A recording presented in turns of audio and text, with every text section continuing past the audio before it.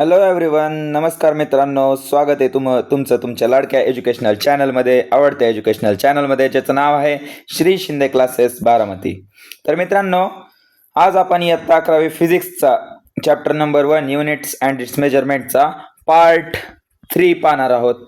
Okay, part 2 part आपले आधीच झालेले आहेत. हा लास्ट पार्ट, फायनल पार्ट असणार आहे आणि हा पार्टच थोडा किचकट पार्ट असणार आहे. तुम्हाला जे काही क्वेश्चन्स वगैरे येणार आहेत ते पार्ट 2 आणि पार्ट 3 मधून येणार आहेत. पार्ट नंबर 2 जो काल आपण व्हिडिओ टाकला होता, ज्या लोकांनी पार्ट 2 बघितला नाही त्यांनी जाऊन तो आधी पार्ट 2 पाहावा, त्याची प्रॅक्टिस करावी. आणि इथं जे आत्ता व्हिडिओ बघायला आलेले आहेत पार्ट 3चा, त्यांनी पार्ट 2 ची प्रॅक्टिस केली नसेल तर आधी ते करा आणि नंतर पार्ट 3चा व्हिडिओ बघा. हा फायनल पार्ट असणार आहे. आज आपण थोडं स्लो जाणार आहोत. ठीक आहे मित्रांनो, मी आत्ताच सांगतोय, आज आपण थोडं स्लो जाणार आहोत कारण आजचा पार्ट थोडा किचकट आहे. सोपा आहे पण समजवायला मला थोडा समजवायला व्यवस्थित समजवायला थोडा वेळ लागणार आहे. ठीक आहे ना, त्यामुळे मी आत्ताच सांगतोय, मी पद्धतशीर व्यवस्थित स्लोली जाईन, पण तुम्हाला कळल अशा भाषेतच मी सगळं समजावण्याचा प्रयत्न करीन. ओके, त्यामुळे जे लोक नवीन आहेत त्यांनी चॅनलला सबस्क्राईब करा आणि जे लोक आत्ताच हा व्हिडिओ बघत आहेत पार्ट 3, त्यांनी पार्ट 2 आणि पार्ट 1 आधी बघा आणि मग नंतर पार्ट 3चा हा फायनल व्हिडिओ बघा. ठीक आहे, ह्या व्हिडिओमध्ये आपण हा चॅप्टर कंप्लीट करणार आहोत. गणित कशी सोडवायची ते वगैरे मी तुम्हाला सगळं सांगेल आणि त्याची प्रॅक्टिस तुम्ही मग घरी करायची आहे. ओके, मग चला, कुठलाच वेळ ना वाया घालवता आपण पुढे जाऊया. आपण सिस्टम ऑफ युनिट्स बघितले पार्ट 1 मध्ये, डिराइव्ड युनिट्स बघितले, supplementary units, solid angle, plane angle, example पण सॉल्व्ह केलं. रेडियन म्हणजे काय, डिग्री म्हणजे काय असतं, मिनिट्स काय असतं, पॅरलॅक्स मेथड काय असते, स्मॉल डिस्टन्स कसं मोजतो आपण ते बघितलेलं आहे. नंतर लार्ज डिस्टन्स मोजण्यासाठी आपल्याकडे काय अजून मेथड आहे, पारसेक काय असतं, परत हे काय असतं अजून, वन लाईट इयर म्हणजे काय असतं ते बघितले. ह्या सगळ्या छोट्या छोट्या गोष्टी आपण बघितल्या. डायमेन्शनल अनालिसिस शिकलो आपण MLTच्या फॉर्ममध्ये. फंडामेंटल फॉर्म्स मध्ये आपण क्वांटिटी कशी एक्सप्रेस करतो, पॉवर्स कशी लिहायचे असतात ते आपण बघितले. ह्या सगळ्यांचे पॉवर्स आपण लिहून झाले होते आपले. नंतर ह्या क्वांटिटीज पण बघितल्या आणि काल पार्ट 2च्या व्हिडिओमध्ये आपण डायमेन्शनल अनालिसिसचे युजेस बघितले. मी तुम्हाला ह्यात सांगितलं होतं की हे वाक्य जे आहे ते तुम्हाला पाठ करायचंय आणि ह्या बाकीच्या ज्या गोष्टी आहेत त्या तुम्हाला आपल्या कळल्या असतील, कन्सेप्ट कळला असेल तर इथं हे पाठांतराचा विषय नसतो बरं का. हे समजून घेतलंय ना तुम्ही, मग तुम्हाला न बघता कुठला पण फॉर्म्युला दिला तर तुम्हाला तो व्हेरीफायच करता येणार आहे. ओके, कळतंय? त्यामुळे हे पाठांतर करायचं नाही, तुम्हाला फक्त टायटल पाठ करायचंय. बाकी ह्या व्यतिरिक्त काही पाठ करायची गरज नसते. ह्या गोष्टी तुम्हाला सॉल्व्ह कराव्या लागतात. सॉल्व्ह केल्यानंतरच मग तुम्हाला त्याचं करेक्टनेस फॉर्म्युलाच कळतो. नंतर 2 नंबर आपण बघितलं, रिलेशनशिप काढण्यासाठी. फिजिकल क्वांटिटीज मध्ये रिलेशनशिप काढायचं असेल तर कसं काढतात, फॉर्म्युला कसा तयार होतो ते आपण गेल्या लेक्चरला बघितलंय. नंतर तिसरा यूज बघितला आपण की आपल्याला 2 फिजिकल क्वांटिटीज मध्ये 2 सिस्टीम दिल्या वेगवेगळ्या, CGS, MKS, तर त्यांच्यामधलं रिलेशन काढण्यासाठी, कन्व्हर्जन फॅक्टर काढण्यासाठी आपण डायमेन्शन्सचा वापर करतो. कसं केलं, काय केलं काल, 1 जूल म्हणजे किती अर्ग असतं ते काढलं आपण, 1 न्यूटन म्हणजे किती डायन असतं हे पण काढलं. ठीक आहे, सगळ्या गोष्टी तुमच्या समोर झाल्यात. त्यामुळे जे लोक डायरेक्टली आत्ता पार्ट 3 बघतायत त्यांना मी वॉर्न करतोय, तुम्हाला काही गोष्टी कळणार नाहीत. त्यामुळे तुम्ही पार्ट 1 पहा आधी, नंतर पार्ट 2 पहा आणि मग क्रमाने हा लास्ट फायनल पार्ट 3 बघायला. ठीक आहे, पुढे बघा. आता काल आपण मी तुम्हाला एरर वगैरे सांगितले. एरर काय येऊ शकतात, तर इन्स्ट्रुमेंट खराब असल्यामुळे एरर येऊ शकतो. इन्स्ट्रुमेंट चांगले पण माणूसच खराब आहे, त्याला इन्स्ट्रुमेंट वापरायचं कसं तेच माहित नसेल तर. मेथड ऑफ मेजरमेंट, की मेथड काय वापरतोय आपण. काल मी सांगितलं, टेस्ट ट्यूब वाकडी धरली तर आपली मेजरमेंट चुकू शकते. टेस्ट ट्यूब सरळ असेल, मार्किंगला आपली लेवल असेल वॉटरची किंवा सोल्युशनची, तर आपलं सगळं बरोबर येणार आहे. आणि एक्सटर्नल इंटरनल फॅक्टर म्हणजे अचानक एक्सपेरिमेंट करता करता रूमचं टेम्परेचर, प्रेशर बदललं तर जे प्रॉब्लेम येतात, जे एरर येतात त्याला एक्सटर्नल इंटरनल फॅक्टर एरर असं आपण म्हणतो. पुढे नंतर आपण एरर इन मेजरमेंट मध्ये बघितलं, इन्स्ट्रुमेंटल एरर कारच सांगितलंय. इनकरेक्ट झिरोइंग आपण केलं. काल उदाहरण मी तुम्हाला दिलं, पेट्रोल पंपावर जर आपण 0 नाही बघितला तर आधीचं रिडिंग जर कंटिन्यू झालं तर आधीच्या माणसाने समजा 10 रुपयाचं पेट्रोल टाकलं असेल तर 10 रुपयाच्या पेट्रोल पासून आकडा आपला सुरू होणार आणि आपल्या टाकीमध्ये कमी पेट्रोल येणार. ठीक आहे, त्यामुळे आपण 0 आकडा करतो, रिसेट करतो. रिसेट केल्यानंतरच मग आपण काउंट घ्यायला सुरू करतो. मग सगळ्यात पहिले स्टेप काय पाहिजे की कुठलं पण इन्स्ट्रुमेंट असेल ते रिसेट करणं गरजेचं आहे, 0 चेक करणं गरजेचं आहे. कारण 0 व्यवस्थित असेल तरच आपलं रिडिंग करेक्ट येणार आहे. कळतंय? परत नंतर इम्परफेक्शन असेल, डिफेक्टिव्ह सेटिंग केली एखाद्या माणसाने इन्स्ट्रुमेंटची, परत मेजरिंग जर चुकीचं केलं, हे काल सगळ्या गोष्टी बघितल्यात. व्हर्टिकली नाही हेल्ड केली ट्यूब, हॉरिझॉन्टली किंवा अशी स्लॅन्ट मध्ये होल्ड केली तर तो मार्क असा होतो. मग हे एक्स्ट्रा लिक्विड झालं. आपण जर सरळ ती ट्यूब दिसली तर मार्क असा आपला बरोबर लेवलला राहतो. ठीक आहे, हे काल सगळं आपण बघितलं. आणि मी तुम्हाला कालच सांगितलेलं की हे गोष्टी सांगण्यापेक्षा ज्यावेळेस तुम्ही प्रॅक्टिकल करताल त्यावेळेस तुम्हाला जास्त कळतील. ठीक आहे, कारण वस्तू ह्या फिजिक्स अशी गोष्ट आहे की ती बघून तुम्ही जास्त शिकता, बघून एक्सपेरिमेंट करून जास्त शिकता. त्यामुळं जेव्हा प्रॅक्टिकल सुरू होतील तेव्हा ह्या गोष्टी तुम्हाला आपल्या आप कळून जातील. कॅलिब्रेशन कसं करायचं असतं, झिरो कसं करायचा असतो, किंवा टेस्ट ट्यूब कशी केमिस्ट्रीमध्ये शिकताल की टेस्ट ट्यूब कशी धरायची असते. अशी वाकडी धरायची नसते टेस्ट ट्यूब, अशी बरोबर सरळ धरायची असते. आणि ह्या मार्कला बरोबर आपलं ते लेवल आली पाहिजे असं आपण कन्सिडर करतो. पर्सनल एरर म्हणजे काय की आपल्या चुकीमुळं झालेले एरर. मी काल तुम्हाला सांगितलं, एखादा आपण एक्सपेरिमेंट करतोय. काल पिंच कॉकवाला एक्सपेरिमेंट दिलं की टेस्ट ट्यूब मधून समजा आपण ते, मी तुम्हाला काल दिलं आठवतंय का, की एक आपल्याला हे देतात, ते ब्युरेट देतात. ब्युरेट मध्ये सोल्युशन भरायचं असतं, खाली पिंच कॉक असतो, असं कॉक लावतो आपण. मग ते कॉक आपल्याला 10 ml समजा लिक्विड काढायला लावलं. 10 ml काढताना भांड्यामध्ये आपण 10 ml काढत असताना एक हात आपला ह्या कॉकवर असतो आणि एक हात आपला बिकरवर असतो. मग त्यावेळेस जर आपल्याला शिंक वगैरे आली, खोकला वगैरे आला तर एखादा ml लिक्विड जास्त पडू शकतं किंवा कमी पण पडू शकतं. मग हे आपल्या चुकीमुळे आलेले एरर असतात, त्याला म्हणायचं पर्सनल एरर. हे काल सगळं आपण पाहिलेलं आहे, त्यामुळे ह्यात जास्त वेळ वाया न घालवता पुढे जाऊया. आता पुढे येतात रॅन्डम एरर. रॅन्डम एरर काय असतात तर बघा, these are errors which are introduced even after following all the procedure. म्हणजे हे असे एरर असतात जर आपण सगळ्या झिरो केलं बाबा, जर आधी जेवढं केवढं सांगितलं होतं तेवढ्या सगळ्या गोष्टींची काळजी घेतली, ह्या सगळ्या गोष्टी आपण फॉलो केल्या, म्हणजे झिरो केला, टेस्ट ट्यूब वगैरे सरळ धरली, इन्स्ट्रुमेंट सुद्धा नीट कॅलिब्रेट केलं, इन्स्ट्रुमेंट सुद्धा आपण नीट व्यवस्थित कॅलिब्रेट केलं, कुठली शिंक वगैरे पण येऊन दिलं नाही, पर्सनल एरर येऊन दिलं नाही, हे सगळं करून सुद्धा सगळ्या गोष्टींना धरून सगळ्या गोष्टींची काळजी घेऊन एक्सपेरिमेंट करतोय आपण, पण तरी सुद्धा जे एरर येतात, एवढं सगळं काळजी घेऊन सुद्धा जे येणारे एरर असतात त्या एरर्सला म्हणायचं रॅन्डम एरर्स. कळतंय? म्हणजे जे प्रिकॉशन घ्यायचे असतात ते सगळे प्रिकॉशन घेऊन सुद्धा जे एरर आपल्याला बघायला मिळतात त्याला म्हणायचं रॅन्डम एरर. बस. आता हे error may be positive or negative. Errors cannot be eliminated completely. आता कुठलीच गोष्ट एरर फ्री नसते. जसं आपण सुद्धा माणसांमध्ये कुठलाच माणूस हा 100% परफेक्ट नसतो. कुठं ना कुठं डिफेक्ट राहणारच. स्वभावात असेल, नाही तर दिसण्यात असेल, नाही तर मेंटली असेल, फिजिकल असेल, सोशली असेल, कुठंतरी काही ना काही कमी असते. तसंच कुठला पण एक्सपेरिमेंट करताना एरर येणं पॉसिबलच आहे. एरर कम्प्लिटली आपण एलिमिनेट करू शकत नाही. कुठलंच ऑब्झर्वेशन 100% खरं नसतं.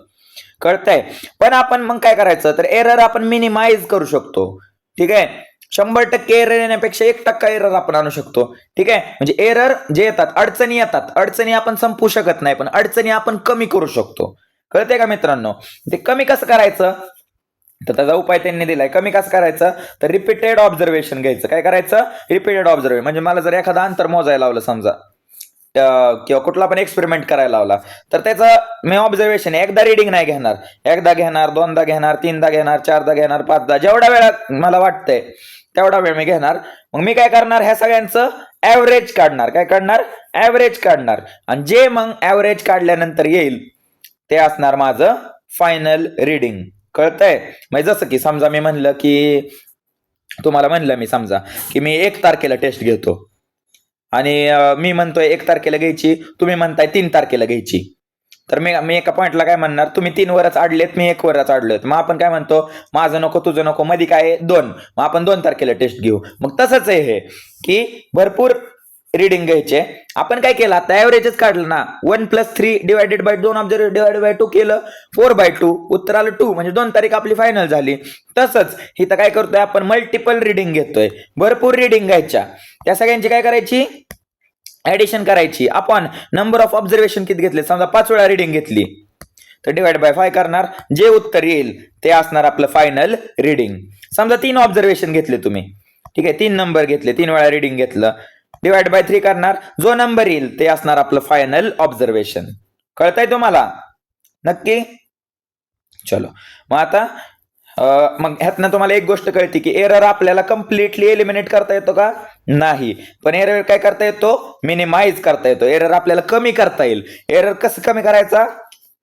तर रिपीटेड ऑब्झर्वेशन घ्यायचे. म्हणजे एक ऑब्झर्वेशन घ्यायचं का नाही, भरपूर घ्यायचे, 2 घ्या, 3 घ्या, 4 घ्या. आणि मग ह्या सगळ्यांचा काय काढायचा, मीन काढायचा किंवा ऍव्हरेज घ्यायचा. ऍव्हरेज कसं घेतात कळतंय ना, जेवढे ऑब्झर्वेशन घेतले तेवढे सगळे ऍड करायचे. आणि किती ऑब्झर्वेशन आहेत, 5 असतील तर डिवाइड बाय 5 करायचं, 2 असतील तर डिवाइड बाय 2 करायचं, 3 असतील तर डिवाइड बाय 3 करायचं. मग जे उत्तर आपलं येईल ते आपलं ऍव्हरेज ऑब्झर्वेशन असणार आहे आणि तेच आपण कन्सिडर करणार आहोत. ओके, कळतंय सगळ्यांना? चलो पुढे बघूया आपण. Estimation of error. आता बघा, the magnitude of difference between main value and each individual value is called absolute error. ह्या व्याख्या आहेत मित्रांनो, मी आत्ताच सांगतोय, ह्या व्याख्या आहेत. ह्या व्याख्या तुम्हाला पाठ कराव्या लागतात आणि शिवाय हे जे मी फॉर्म्युले तुम्हाला दिलेत ते आता मी तुम्हाला समजावणार आहेत. प्रत्येक डेफिनेशन साठी एक फॉर्म्युला आहे, कळतंय? ऍब्सोल्यूट एरर म्हणजे काय, मेन ऍब्सोल्यूट एरर म्हणजे काय, रिलेटिव्ह एरर म्हणजे काय आणि पर्सेंट एरर म्हणजे काय, हे खाली दिलेले त्यांचे फॉर्म्युले आहेत. मग मी तुम्हाला एक एक एक एक व्यवस्थित समजावतो. ठीक आहे, जास्त घाई न करता व्यवस्थित आपण सगळ्या गोष्टी समजणार आहोत. कळतंय सगळ्यांना? नक्की कळतंय?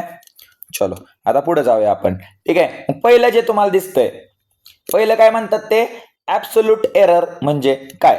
ओके, आता बघा, मग त्यांनी बघा इथं तुम्हाला दिसत असेल A1 A2 A3 N. त्यांनी एक एक्सपेरिमेंट कंडक्ट केला, कुठला का असा ना, कुठला पण एक्सपेरिमेंट जेव्हा आपण कंडक्ट करतो तेव्हा आपले रिडिंग अशाच असतात. पहिलं रिडिंग A1, दुसरं रिडिंग A2, तिसरं A3, टिंब 10 घेतल्या तर A10, 10 रिडिंग येणार, 5 घेतलं तर A5. ठीक आहे, N म्हणजे काय, नंबर ऑफ रिडिंग किती वेळा घेतोय आपण. ठीक आहे, कळतंय सगळ्यांना? नंबर ऑफ रिडिंग आपण किती वेळा घेतोय त्याला म्हणायचं आपले रिडिंग्स. AN म्हणजे किती नंबर रिडिंग घेतोय. आता आपण काय करतो, मी सांगितलंय एरर मिनिमाइज करायचं असेल तर आपण काय करतो, ह्या सगळ्याचं मीन काढतो. म्हणजे जेवढे आपण रिडिंग घेतोय बघा इथं A1 plus A2 plus A3 टिंब AN पर्यंत. समजा 5 रिडिंग घेतले तर A1 plus A2 plus A3 plus A3 plus A4 plus A5 करणार आपण. आणि N जो आहे किती रिडिंग, N म्हणजे काय, नंबर ऑफ रिडिंग. मग N काय येणार, इथं आपलं 5 येणार. डिवाइड बाय 5 केलं की जे आपलं उत्तर येईल ते असणार आहे आपलं मीन. ते काय असणार आहे आपलं मीन. आता नेहमी लक्ष द्या, ह्याला आपण म्हणतो, हे चिन्ह जे असतं हे तुम्ही असं जे बघताय ह्याला म्हणायचं समेशन. ह्याला काय म्हणायचं, समेशन. समेशन म्हणजे काय, तर आपल्याला ऑब्झर्वेशन दिलेले असतात, आपण त्याचं काय करतोय, सम करतोय. काय करतोय, सम. आणि सम म्हणजेच काय असते, ऍडिशन असते. सम म्हणजे काय, ऍडिशन. मग जेव्हा आपल्याला सिक्वेन्स दिलेला असतो क्रमाने, त्या क्रमाने दिलेल्या गोष्टींची जेव्हा आपण ऍडिशन करतो तेव्हा आपण असं सेपरेट लिहिण्यापेक्षा आपण त्यासाठी एक फॉर्म्युला लिहितो, तो आहे हा 1/n. म्हणजे काय, आता n म्हणजे आपण व्हॅल्यू हा नंबर टाकणार आहे. आपण 5 ऑब्झर्वेशन, 3 ऑब्झर्वेशन, 2 म्हणजे 5 3 2 असे नंबर टाकणार. आता नंबर मग काय येतो आपला 1/n, म्हणजे नंबर आपला बाहेर येणार. इथं नंबर कॉन्स्टंट आहे, नंबर सेम राहणार आहे, नंबर बदलणार आहे का नाही. मग आपण इथं काय करतो, समेशन कसं वाचायचं आहे, I is equal to I goes from 1 to n. I goes from 1 to n म्हणजे I ची व्हॅल्यू, ही जो I तुम्हाला दिसतोय, I म्हणजे काय, तर हा I आहे बघा, हा I. मग हे I ची व्हॅल्यू कुठून कुठपर्यंत जाते, 1 पासून n पर्यंत जाते. म्हणजे 1 नंतर 2 नंतर 3 नंतर 4 5 6 ते n पर्यंत. n म्हणजे जेवढं रिडिंग घेताय तुम्ही तेवढं. कळतंय?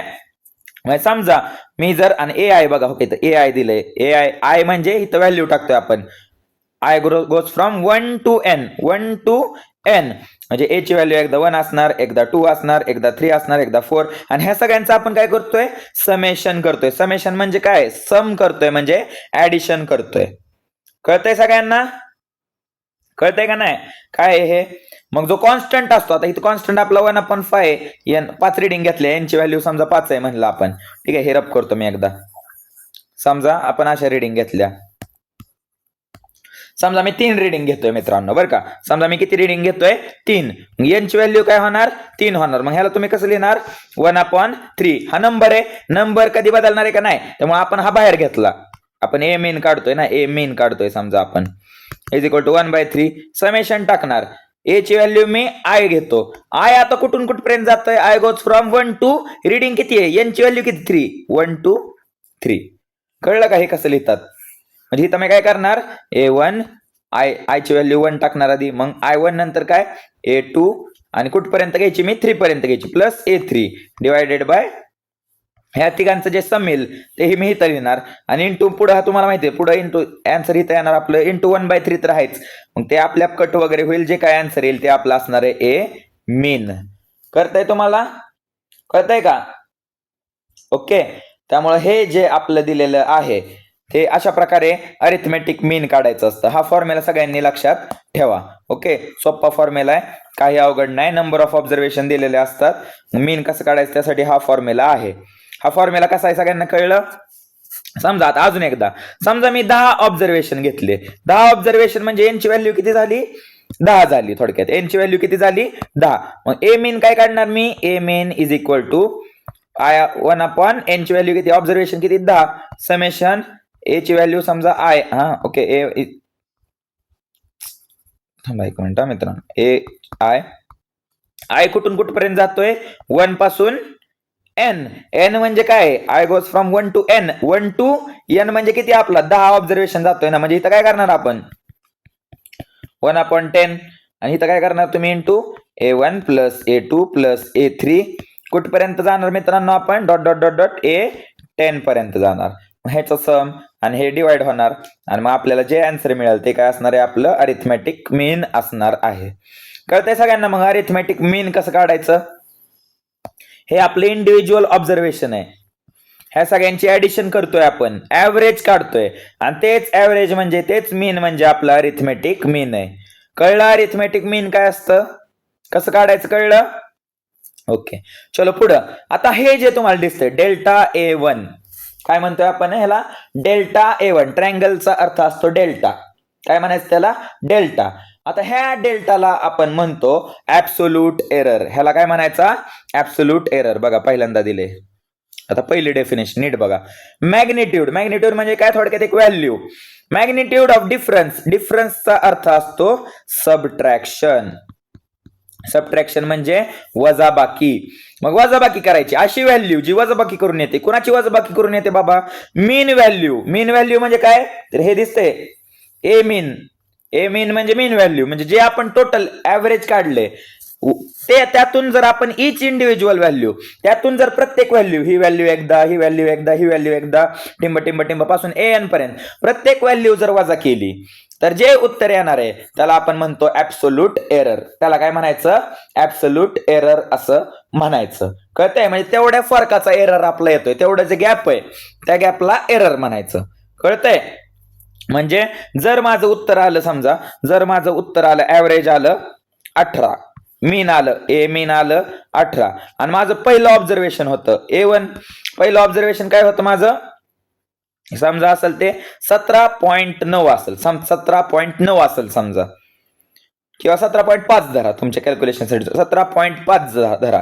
तर डेल्टा A1 काय असणार? डेल्टा A1 म्हणजे ऍब्सोल्यूट एरर काय आहे? तर ए मीन मायनस A1. मग ह्यातला फरक काय येणार मित्रांनो? 18 वजा 17.5 उत्तर काय येणार? 0.5. म्हणजे ह्याच्यामध्ये डेल्टा A1 म्हणजे काय? ऍब्सोल्यूट एरर म्हणजे काय? की ऍव्हरेज मध्ये आणि माझ्या ऑब्झर्वेशन मध्ये किती एरर आला बाबा? तर 0.5 एवढा आला. समजा माझं A2 ऑब्झर्वेशन आलं असेल 17.9. दुसरं रिडिंग आहे माझं 17.9. तर मी काय करणार? डेल्टा A2 काय करणार? ए मीन मायनस A2. मीन काय माझा 18 आलाय वजा 17.9 उत्तर काय आलं? 0.1. मग इथं ऍब्सोल्यूट एरर काय आला? ऍब्सोल्यूट एरर A2 काय आला? 0.1. म्हणजे माझ्या मीन मध्ये आणि माझ्या ह्या ऑब्झर्वेशन मध्ये कितीचा डिफरन्स आहे? 0.1 चा डिफरन्स आहे. मग ऍब्सोल्यूट एरर म्हणजे काय? कळलं का सगळ्यांना? हे व्याख्या पाठ करायची. The magnitude of difference between mean value and individual value. Mean value आणि इच प्रत्येक इंडिव्हिज्युअल व्हॅल्यू मधला जो डिफरन्स आहे त्याला म्हणायचं ऍब्सोल्यूट एरर. एवढंच आहे. आणि ऍब्सोल्यूट एरर आपण कुठल्या चिन्हाने दाखवतो? डेल्टा ने दाखवतो. डेल्टा म्हणजे ट्रायंगल. कळतंय सगळ्यांना? ट्रायंगल म्हणजे डेल्टाला आपण ट्रायंगल असं म्हणतो. ह्याला म्हणायचा डेल्टा. कळतंय? मग डेल्टा A1 डेल्टा A2 असे निघतात बघा. इथं तुम्हाला बघायला मिळत असेल. डेल्टा A1 कसं काढला? मीन वजा A1. डेल्टा A2 कसं काढला? मीन वजा A2. डेल्टा AN कसं काढणार? मीन वजा AN. जेवढं ऑब्झर्वेशन असेल तेवढं आपण हे काढतो.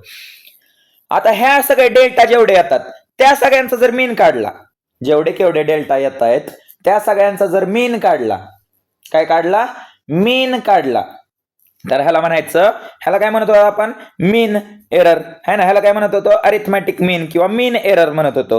ह्याला काय म्हणायचा, आता हे ऍब्सोल्यूट एरर आहे, मग हा ह्याचा मीन आहे, त्यामुळं मीन ऍब्सोल्यूट एरर. ह्याला काय म्हणायचं बघा, मीन ऍब्सोल्यूट एरर. जेवढे केवढे आपण ऍब्सोल्यूट एरर काढलेत, ऍब्सोल्यूट एरर म्हणजे ज्याच्या पुढे तुम्हाला डेल्टा डेल्टा दिसतो, जेवढे डेल्टावाले काढलेत एरर, त्या सगळ्यांचा अरिथमॅटिक मीन, त्या सगळ्यांचं मीन जेव्हा आपण काढतो त्याला म्हणायचं मीन ऍब्सोल्यूट एरर. कळतंय का मित्रांनो, सोपं आहे का नाही, काय अवघड आहे का ह्यामध्ये.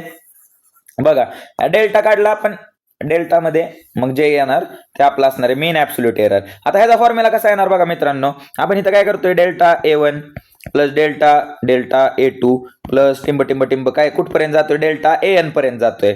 ठीक आहे, डिवाइड बाय काय करतोय आपण, 1 करतोय. मग आजचा फॉर्म्युला एन म्हणजे नंबर ऑफ ऑब्झर्वेशन आहे ते आपलं बाहेर येणार.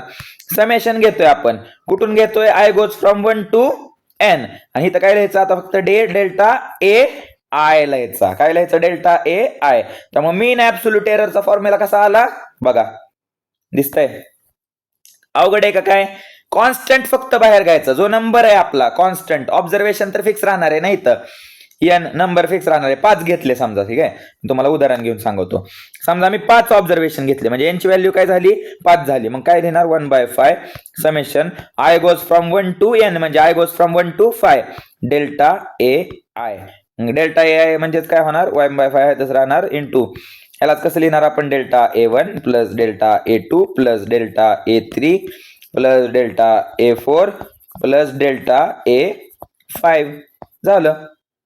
हे इथं लिहितो मी, डेल्टा A5 बरोबर. ह्या सगळ्यांचे ऍडिशन आणि डिवाइड बाय 5 केलं की आपलं काय येणार, मीन ऍब्सोल्यूट एरर येणार. मीन ऍब्सोल्यूट एरर, ट्रायंगल लागला की ऍब्सोल्यूट लागतं, ट्रायंगल म्हणजे ऍब्सोल्यूट, आणि हे आपलं अरिथमेटिक मीन. फक्त फरक काही नाहीये ह्यातनं जो मीन येतोय, मीन मधनं जेव्हा आपण व्हॅल्यू सबट्रॅक्ट करतो तेव्हा आपला ऍब्सोल्यूट एरर येतो. मीन मधनं प्रत्येक व्हॅल्यू जेव्हा आपण सबट्रॅक्ट करतो तेव्हा काय येतो, आपला ऍब्सोल्यूट एरर येतो. आणि ह्या ऍब्सोल्यूट एररचा जेव्हा आपण मीन घेतो तेव्हा काय येतो, आपला मीन ऍब्सोल्यूट एरर येतो. कळतंय सगळ्यांना काय करतोय आपण, अवघड आहे का काय ह्यामध्ये, नसल जात अवघड आता, कारण आपण मी पहिल्यांदा सांगितलं सावकाश जाऊ पण व्यवस्थित जाऊ. त्यामुळे ही व्याख्या सोपी आहे की mean arithmetic mean of all absolute errors is called mean absolute error. आणि एकदा तुम्हाला कळलं ना की कशाला काय म्हणतात, कशाला कुठल्या चिन्हाने दाखवतात, तुम्हाला कसलीच अडचण येणार नाही मित्रांनो. ठीक आहे ना, कसली म्हणजे कसलीच अडचण येणार नाही. आता बघा पुढचा कन्सेप्ट आहे रिलेटिव्ह एरर.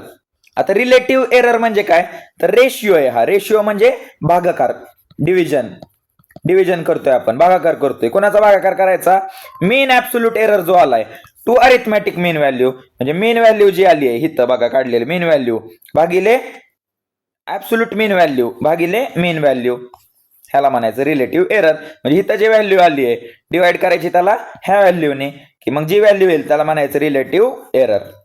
कळतंय, डायरेक्ट फॉर्म्युला लक्षात ठेवायचं. रिलेटिव्ह एरर म्हणजे काय, मीन ऍब्सोल्यूट एरर म्हणजे delta A mean divided by A मीन, म्हणजे अरिथमॅटिक मीन आपला. आणि ह्यांचंच पर्सेंटेजला काय करतो आपण, गुणिले 100 करतो फक्त. ह्याला गुणिले 100 केला की झाला पर्सेंटेज एरर.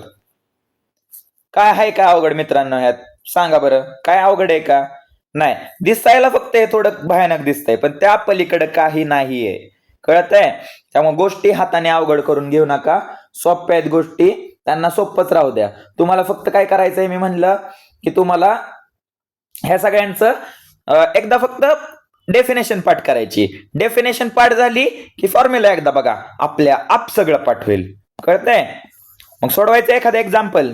ओके, मी ह्याच्यात टाकलं नाहीये पण सोडू, चला तुमच्यासाठी काय पण, चलो ऍड करतो स्लाइड मी एक, आणि एक एक्झाम्पल सोडू. तुमच्या बुकमध्ये दिलंय ते काय म्हणतात, एक आपल्याला व्हॅल्यू म्हणजे तुम्हाला कळून जाईल. ठीक आहे, बुकमध्ये एवढं स्पष्ट दिलेलं नसतं, आपण बघू. त्यांनी एक्झाम्पल 1.5 दिलंय बघा. आता ते सॉल्व्ड जरी असलं, तुम्ही म्हणताल सर काय बघूनच सोडवता, पण बाळांना मी डिटेल सोडवतो, तुम्हाला पण माहिती ती पुस्तकाशी काय काय घेणं देणं आहे ना, पण डिटेल सोडूया आपण. पेज नंबर 10 वर बघा एक एक्झाम्पल दिलंय आपल्या रेफरन्ससाठी, आणि ते रेफरन्ससाठी दिलंय पण त्याला शॉर्टकट मध्ये दिलंय मित्रांनो. आपण व्यवस्थित सोडू. ठीक आहे, आपण काय म्हणू बघा, क्रमाने बघू. सोल्युशन लिहायचं डायरेक्ट.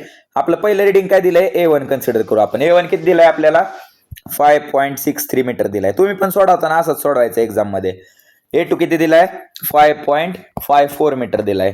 A3 किती दिलाय 5.44 मीटर दिलाय आणि A4 किती दिलाय 5.40 मीटर दिलाय. A5 किती दिलाय 5.35 मीटर आपला दिलेला आहे.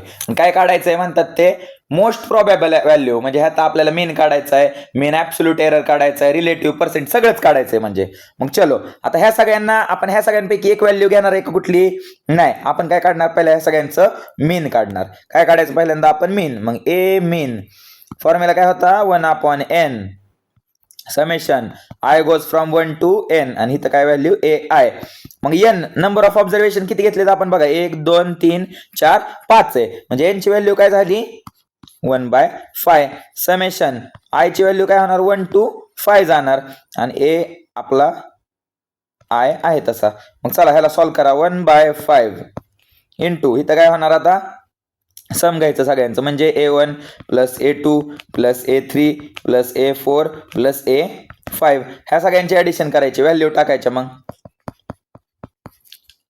5.63 प्लस 5.54 प्लस 5.44 प्लस 5.40 प्लस 5.35 हे येतंय.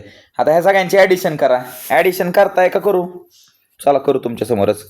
5.63 5.54. आता हे मित्रांनो पॉइंटवाली जी ऍडिशन आहे एकदाच करायची, धार एका लाईनीत करायची. ठीक आहे 5.35 असे 5 ऑब्झर्वेशन आपले आहेत. मग बघा 4 आणि 4 8 8 आणि 3 11 11 आणि 5 16. ठीक आहे हातच्याला 1 कळतंय. पुढे नंतर 6 आणि 1 7 7 आणि 5 12 12 आणि 4 16 16 आणि 4 20 20 आणि 3 23 वर 2 5 5 वेळा म्हणजे 5 5 25 आणि 2 27.36. काय उत्तर आलं ह्याचं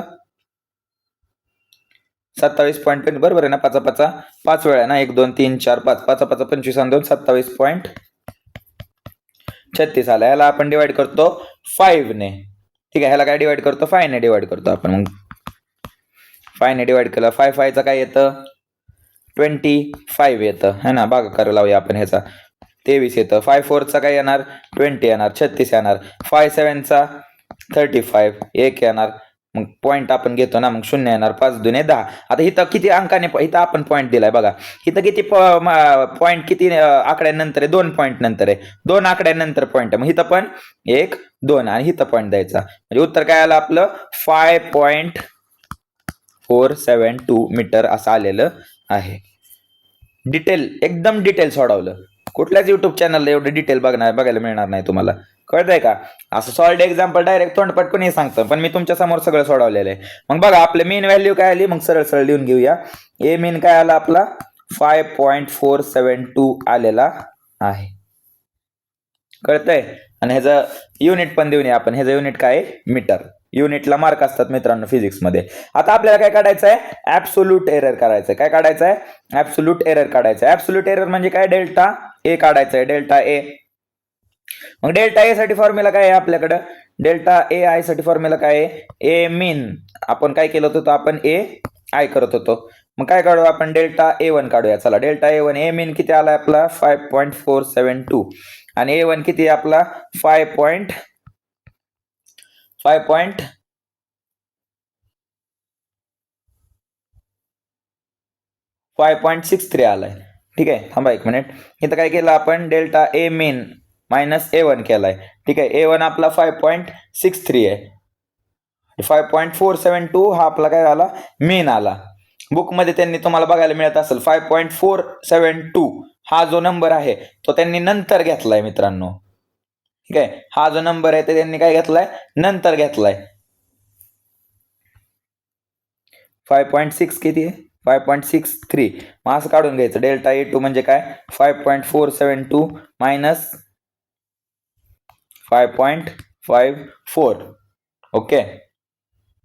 नंतर पुढं delta A3 is equal to 5.472 minus A3 किती आहे 5.44 आहे. Delta A4 is equal to 5.472 minus 5.40 दिलाय. Delta FI is equal to 5.472 minus 5.35 असा दिलेला आहे. कळतंय सगळ्यांना काय केलं त्यांनी? मग चलो पहिल्यांदा आता हे करून घेऊया आपण. ठीक आहे, आता ह्यांचं जर आपण काढलं तर उत्तर काय येतंय बघून घ्याल. ठीक आहे, उत्तर व्यवस्थित काढून घ्याल. आता ह्याच सगळ्या ज्या व्हॅल्यू आहेत त्या आपण काय करतो, ह्या सगळ्यांचं मीन काढतो. ह्याला काय म्हणतो आपण? डेल्टा ए मीन म्हणतो. ह्याचा फॉर्म्युला काय होता? 1/n summation grows from I goes from 1 to n. ह्याची प्रत्येक व्हॅल्यू काढा मित्रांनो, काढून ठेवाल. ठीक आहे, ह्यात भरपूर वेळ जातो, वजाबाकी करा सगळे. एवढं तरी करा, वजाबाकी जमली पाहिजे. चौथी पाचवीच्या पोराला वजाबाकी येतील, तुम्ही प्रयत्न करा फक्त. ठीक आहे, उत्तर निगेटिव्ह येईल इथं, काही अडचण नाहीये. ठीक आहे, काही अडचण नाहीये, आपल्याला काही घेणं देणं नाही. उत्तर निगेटिव्ह येऊ तिकडं पॉझिटिव्ह येऊ, उत्तर घेताना आपण पॉझिटिव्हच घेणार आहे. ठीक आहे, मायनस साईन आहे ना का तिकडं, पण उत्तर येताना पॉझिटिव्हच घेणार आहोत आपण. ठीक आहे, कळतंय सगळ्यांना? उत्तर घेताना नेहमी पॉझिटिव्हच घ्यायचंय आपण, कळतंय? आणि ह्याचं काय आहे? Delta A I. मग इथं काय लिहिणार आपण? ऑब्झर्वेशन किती? 5 आहे. मग I गोज फ्रॉम 1 to 5 आणि डेल्टा ए आय आपण आहे तसं लिहितो. इथं काय करतोय आपण? 1/5 इंटू आता काय करतो आपण आता ह्या सगळ्या व्हॅल्यू आहेत अशी लिहितो. ठीक आहे, तुम्ही केलं का? सगळ्यांनी काय करायचं होतं तेवढं कॅल्क्युलेशन केलंय का? करा, केलं नसलं तर काय कॅल्क्युलेशन? पहिलं काय येतंय? 5.472 मायनस आपण काय करतोय? 5.63 करतोय. काय येतं तर उत्तर आपलं मायनस 0.158 येतं. पण मी काय म्हणलं, उत्तर काय घ्यायचंय? प्लस मध्ये घ्यायचं. ठीक आहे, पुढे नंतर A2 किती दिलाय आपला? A2 किती दिलाय? 5.472 मायनस तुम्ही काय करताय? 5.54 करताय. उत्तर किती आहे आता आपलं? मायनस 0.068. आपण काय घ्यायचं? 0.068 घ्यायचं, मायनस घ्यायचं नाही, मी आताच सांगितलंय. परत नंतर आपण A3 किती घेतोय? 5 आहे तसं 472 मायनस आपण काय करतोय? 5.44 करतोय. उत्तर काय येतं आपलं? हे पॉझिटिव्ह येणार, कारण ही व्हॅल्यू मोठी छोटी, त्यामुळे ही 0.032 असं येत आहे. पुढे नंतर A4 बघा काय आहे? 5.472 मायनस आपण काय करतोय? 5.40 करतोय. आता ही व्हॅल्यू पण काय आहे? मोठी, त्यामुळे उत्तर काय येणार आपलं? 0 पॉझिटिव्ह येणार. 0.0 जिथं निगेटिव्ह आहे तिथं फक्त पॉझिटिव्ह करून घ्यायचं, बाकी काय नाही. आकडे तर सगळीकडे सेमच राहत नाही. लास्ट बघा 5.472 मायनस आपण काय करतोय? 5.35 करतोय. उत्तर काय येतं? 0.122 उत्तर येतं. कळतंय? 0.122 बघा, 4तनं 3 गेला राहतो 1, 7तनं 5 गेला राहतो 2, वरचा 2 आहे तसा. ह्यात काय आहे बघा बरं, एवढं किचकटपणा करायचा नाही. ठीक आहे, आता ह्या सगळ्यांची काय करायची? बेरीज करायची आणि भागिले काय करायचं? 5 करायचं. कळतंय सगळ्यांना? बेरीज तरी आता करू शकताय का नाही का? ती पण मीच करून द्यायची. ओके, मग तुम्हाला बघायला मिळत असेल ह्याची बेरीज काय आहे? ते 0.10 डायरेक्ट दिली बघा. बेरीज करा मित्रांनो. ठीक आहे, लय वेळ नका, म्हणजे कसं होतंय व्हिडिओची लेंथ एकतर वाटते. आताच बघा अर्धा तास झालाय, अजून आपण एकाच कन्सेप्टवर आहे, त्यामुळे लेंथ वाढते. हे टोटल ह्याची बेरीज केली तर उत्तर काय येतं? 0.452 असं येतं, असं त्यांचं म्हणणं आहे. 0.452 असं येतं. ठीक आहे, बेरीज करा सगळे. ठीक आहे, 0.452 असं येतं डिवायडेड बाय 5. आता 5ने ह्याला भागलं, समजा भागाकार करतो मी, बऱ्याच जणांना भागाकारात अडचण येते. चला, 9×5 45 हे तर सगळ्यांना माहिती आहे. 0 नंतर 2 खाली येणार. ठीक आहे, परत पॉईंट घेणार आपण, 0 टाकणार. 5×4 20, 0 0 गेला. आता पॉईंट 1 ना आकड्यानंतर आहे, इथं पॉईंट किती आकड्यानंतर? 3, म्हणजे आपण 3 आकडे शिफ्ट व्हायचे, म्हणजे 0.0094 हे आपलं उत्तर. 0.0094 कसं काय बरं? 904 बरोबर आहे. 0 इथं येणार, 04 0चा राहिला आपण घ्यायचं. 50चा 0 घेतो ना आपण, 2 डायरेक्ट, मग 0 येणार इथं आणि मग येणार, आणि मग आपण पॉईंट घेतोय. पॉईंट घेतल्यानंतर मग आपला 0 आहे तसा, मग 5×4 आपण 20 करतो. ठीक आहे, त्यामुळं 0.904 असं आपलं उत्तर येतं. कळतंय मित्रांनो? थांबा, तुम्हाला कळलं नसेल तर मी परत सांगतो. 5 भागिले आपण काय करतोय? 452 घ्या. तुम्हाला डेसिमल कळत नाही ना? चला, 9×5 45 केलं, एवढं आलं. आता 2 खाली येतो. ठीक आहे, मी मगाशी डायरेक्ट केलं, आता लक्ष द्या. 2 खाली येतो, मग 2 5च्या पाड्यात आहे का? नाही, त्यामुळे आपण काय करतो? 0 घेतो. 5×0 0, मग 2. आता बघा, आता आपण पॉईंट देणार. आता 0 आला, इथं पॉईंट दिल्यानंतर 0 आला. 5×4 काय? 20. आलं उत्तर 0. मग पॉईंट इथं किती आकड्यानंतर? 1 आकड्यानंतर. आपल्याला किती शिफ्ट करायचं आहे? 3. मग बघा पॉईंट इथं होता 1 2 3 आकडे आपण शिफ्ट करतो. आपलं उत्तर येतं इथून आपण शिफ्ट केलं ना, मग 1 2 3 आकडे म्हणजे इथं आपला पॉईंट येणार. म्हणजे उत्तर काय आलं? 0.0904 असं आपलं उत्तर येतं. कळतंय?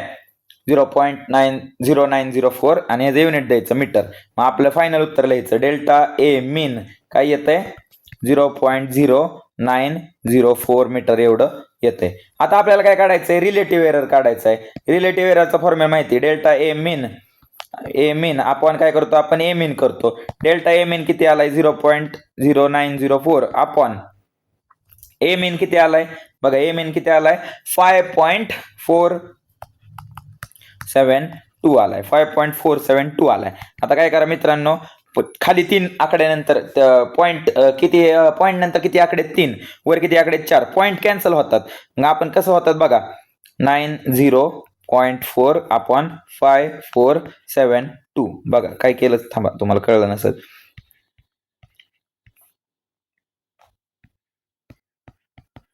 खाली 3 पॉईंट नंतर 1 2 3 पॉईंट नंतर 3 आकडे होते. मग मी इथं काय करतोय? 3 आकडे डेसिमल शिफ्ट करतो. 1 2 3.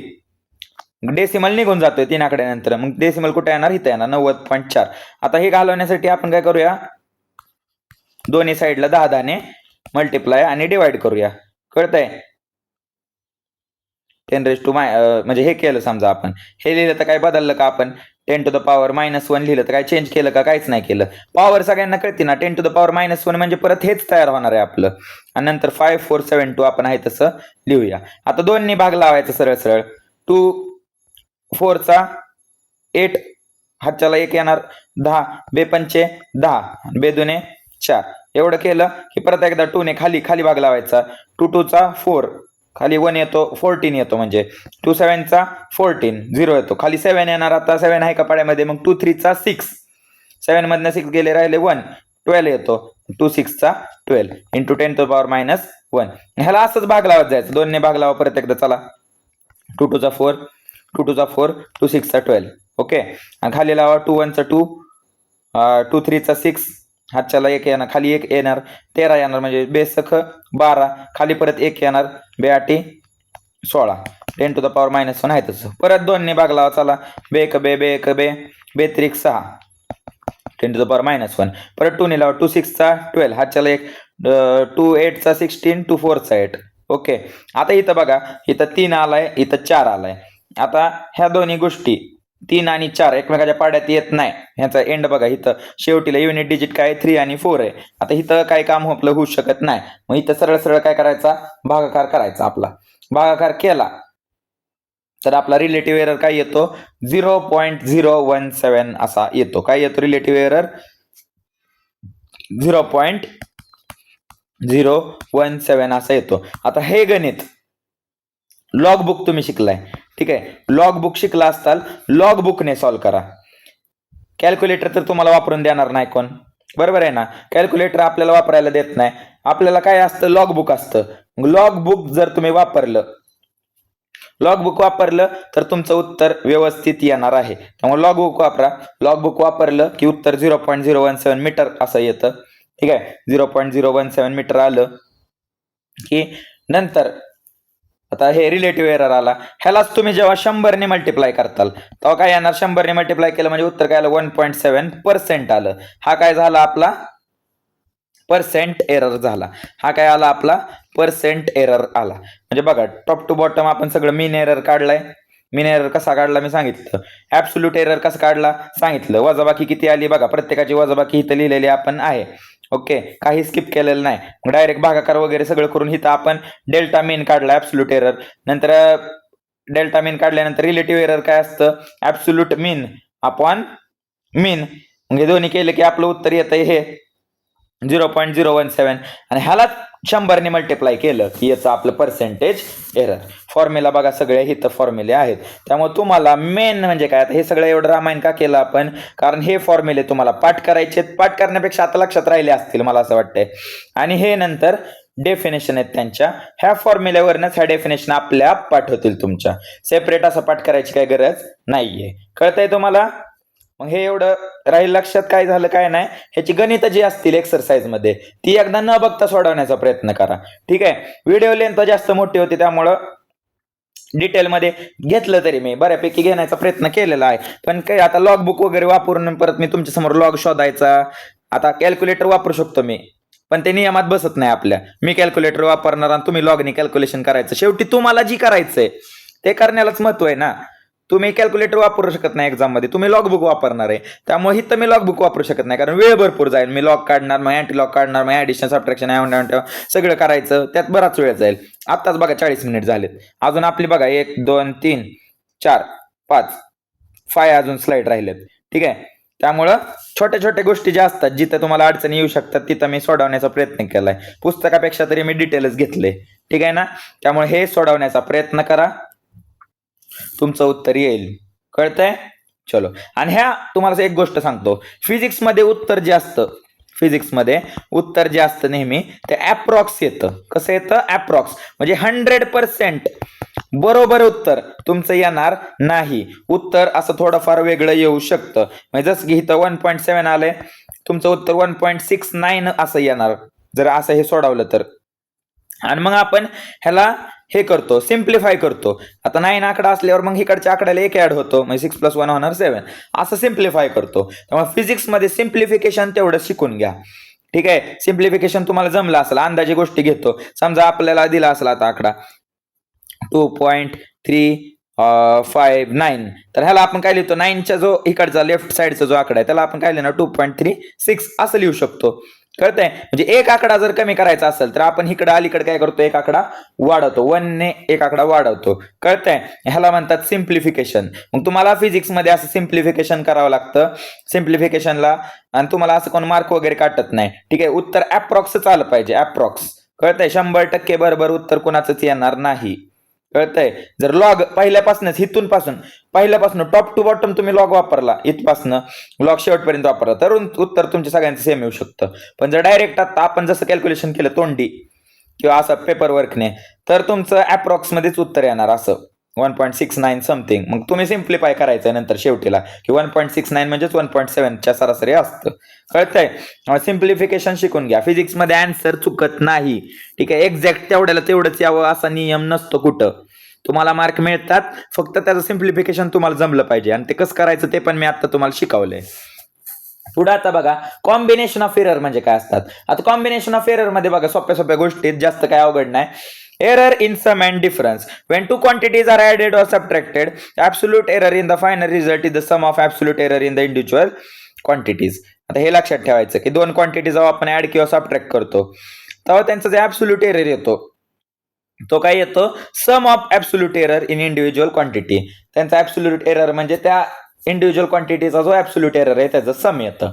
म्हणजेच काय, ते जर म्हणले की एक एक्सपेरिमेंट आहे त्यामध्ये झेड म्हणजे काय आहे तर a = a + b आहे, तर झेड म्हणजे काय a + b आहे, तर ते काय म्हणतात ऍब्सोल्यूट एरर म्हणजे काय असेल, प्रत्येक इंडिव्हिज्युअल क्वांटिटीजच्या ऍब्सोल्यूट एररचा ऍड. आता हे जे ऍब्सोल्यूट एरर कसं काढणार आपण, तर आपण ऍड करतोय किंवा सबट्रॅक्ट करतोय, त्यामुळे हे जे ऍब्सोल्यूट एरर आपण काय करणार आता प्लस मायनस डेल्टा झेड करणार. डेल्टा झेड म्हणजे काय, ह्याचा ऍब्सोल्यूट एरर आहे. कळतंय? डेल्टा झेड ह्याचा ऍब्सोल्यूट एरर आहे झेडचं. आता एचं काय होणार मग सांगा, a ± डेल्टा a. कळतंय? मध्ये प्लस चिन्ह आहे त्यामुळे प्लस देऊया. b चं काय होणार, b ± डेल्टा b. सिंपल. म्हणजे प्रत्येक क्वांटिटीला आपण त्यांच्या काय कशात एक्सप्रेस करतोय, त्यांच्या ऍब्सोल्यूट एररच्या ऍडिशन किंवा सबट्रॅक्शन मध्ये एक्सप्रेस करतोय. बघा, ऍड किंवा सबट्रॅक्ट करतोय आपण त्यांची ऍब्सोल्यूट एरर, आणि ह्याचा ऍब्सोल्यूट एरर म्हणजे ह्या दोघांच्या प्रत्येकाच्या ऍब्सोल्यूट एररच्या सम एवढा असणार आहे. दिसतंय? सम एवढा असणार आहे. बघा, फायनल रिझल्ट त्या ऍब्सोल्यूट एरर्सच्या प्रत्येकाची सम एवढा आहे. त्यामुळे एला आपण काय लिहितो, a ± डेल्टा a. ह्याला इक्वेशन 1 म्हणा. चला आता पुढे सॉल्व्ह करायचंय. पुढे काय लक्षात ठेवायचं, मग सगळे डेल्टा एका बाजूला घ्यायचे. बघा, a + b आहे तसं घ्या. कळतंय? प्लस मायनस बाहेर ठेवा. ± डेल्टा a ± डेल्टा b. कळतंय सगळ्यांना? आता a + b, हे बघा a + b म्हणजे काय, इक्वेशन वरनं तुम्हाला दिसतंय, इक्वेशन 1 वरनं तुम्हाला दिसतंय. a + b म्हणजेच काय, z आहे. मग z ± delta z = z plus minus A plus minus बी.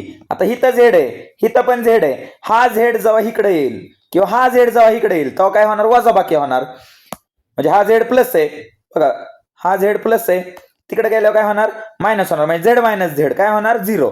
त्यामुळे हे दोन्ही झेड काय होतात, कट होतात. दोन्ही झेड काय होतात, कट होतात. ठीक आहे, कट होतात. मग राहतं काय शेवट बघा, delta Z is equal to plus minus delta, delta राहिलं sorry, delta A plus minus delta B. आलं का? म्हणजे absolute error of one quantity is equal to the sum of, sum म्हणजे बेरीज, sum of absolute error of each quantity. आपल्याला दिलं काय होतं, हे होतं, त्याच्यावरनं आपलं काय निघालं, हे निघालं. कळतंय तुम्हाला? मग ते काय म्हणतात, उत्तराच्या किती पॉसिबिलिटी असू शकतात, 4 पॉसिबिलिटी असू शकतात. 4 पॉसिबिलिटी काय, तर एकदा हे प्लस घ्या, एकदा मायनस घ्या, असं करून तुम्हाला 4 पॉसिबिलिटी मिळतील. मग बघा किती पॉसिबिलिटी येणार, डेल्टा ए आणि डेल्टा बी तर फिक्सच आहे. एकदा डेल्टा ए पॉझिटिव्ह घ्या, बी निगेटिव्ह घ्या, ही पहिली पॉसिबिलिटी. दुसरं काय, डेल्टा ए एकदा पॉझिटिव्ह घ्या, डेल्टा बी एकदा पॉझिटिव्ह घ्या, ही दुसरी पॉसिबिलिटी. परत नंतर डेल्टा ए एकदा निगेटिव्ह घ्या, बी निगेटिव्ह घ्या, पहिली केस आहे तशी. आणि डेल्टा ए निगेटिव्ह घ्या, बी पॉझिटिव्ह घ्या, ही चौथी केस अशी. त्यामुळे अशा 4 पॉसिबल व्हॅल्यू आहेत आपल्याकडं. किती पॉसिबल व्हॅल्यू आहेत, 4. हो का, plus plus minus minus minus minus plus plus. बघा मग अशा प्रकारे 4 उत्तर आपल्याला मिळू शकतात. ऍब्सोल्यूट एरर किती निघू शकतात आपल्या, 4 निघू शकतात. कळतंय सगळ्यांना? त्यामुळे तुम्हाला हे वाक्य लक्षात ठेवायचंय की when 2 quantities are added or subtracted absolute error. बघा हे वाक्य, 2 क्वांटिटी जेव्हा ऍड किंवा आपण सबट्रॅक्ट करतो, absolute error is the final result. Absolute error in the final result is the sum of absolute error of each individual quantity. प्रत्येकाचं absolute error म्हणजे हे जे फायनल उत्तर आहे त्याचं ऍब्सोल्यूट एररच्या बरोबर राहणार. कळतंय सगळ्यांना काय केलं, मी परत एकदा एक्सप्लेन करतो वाटलं तर. एकदा इम्पॉर्टंट आहे हे, तुम्हाला परत एकदा इथं हे स्टेटमेंट लक्षात ठेवायचंय. त्या पलीकडे काय नाही लक्षात ठेवायचं. कॉम्बिनेशन ऑफ एरर मध्ये पहिलं statement error in sum or addition. ते जर म्हणत असतील आपल्याला Z is equal to A plus B आहे, तर आपण स्टेटमेंट वरनं काय घेतो की झेड म्हणजेच काय, त्याचा Z plus minus absolute error असणार. म्हणजे झेड प्लस मायनस त्याचा ऍब्सोल्यूट एरर काय, डेल्टा झेड. सेम एचं काय राहणार, ह्याला आपण असं ठेवूया, हेच काय राहणार ए plus minus delta A plus बीचं काय राहणार प्लस मायनस डेल्टा बी. कळतंय इथपर्यंत? प्रत्येकाला आपण त्यांच्या ऍब्सोल्यूट एररच्या फॉर्म मध्ये ऍड सबट्रॅक्ट मध्ये एक्सप्रेस केलंय. मग हे लेफ्ट हँड साइड आहे तसे राहणार, ए आणि बी एकत्र घ्या, हे आणि हे एकत्र घ्या, मग ए प्लस बी एकत्र येणार. पुढे काय राहणार, plus minus delta A plus minus delta बी. पण ए प्लस बी म्हणजे काय, आपण शिकलो ए प्लस बी म्हणजे काय तर झेड असतं. ह्याला झेड लिहूया आपण.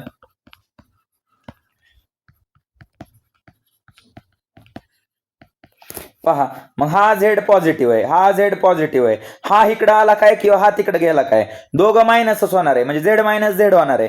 झेड मायनस झेड म्हणजे काय, 0. 0 म्हणजे काय नाही. त्यामुळे हा झेड आणि हा झेड काय होणार, एकमेकाला कट होणार आहे. काय होणार आहे, हे कट होणार आहे. कळतंय? मग राहतं काय, plus minus delta Z is equal to plus minus delta A plus minus delta B. कळतंय? आणि ह्याच्या किती पॉसिबिलिटी येतात, 4 येतात. एकदा दोन्ही पॉझिटिव्ह घ्या, एकदा दोन्ही नेगेटिव्ह घ्या, सॉरी नेगेटिव्ह दोन्ही नाही का, एकदा एक पॉझिटिव्ह एक निगेटिव्ह घ्या, नंतर जो पॉझिटिव्ह घेतलाय त्याला निगेटिव्ह, जो निगेटिव्ह घेतलाय त्याला पॉझिटिव्ह घ्या. झालं. किती कॉम्बिनेशन बनतायत, मग 4च कॉम्बिनेशन बनतात आन्सरचे. कळतंय? मग तुम्हाला फक्त इथं हे स्टेटमेंट लक्षात ठेवायचंय. स्टेटमेंट वाचलं की तुम्हाला ह्या सगळ्याचा अर्थ कळणार आहे. कळतंय? कॉम्बिनेशन ऑफ एरर मध्ये पहिला पॉईंट कळला. Error in sum and difference काय असतं. चलो आता error in product and division, म्हणजे जेव्हा आपण प्रोडक्ट आणि भागाकाराने गुणाकार करणार आहे. डिव्हिजन, प्रोडक्ट म्हणजे मल्टिप्लिकेशन, डिव्हिजन म्हणजे डिव्हिजन, भागाकार तुम्हाला माहिती आहे.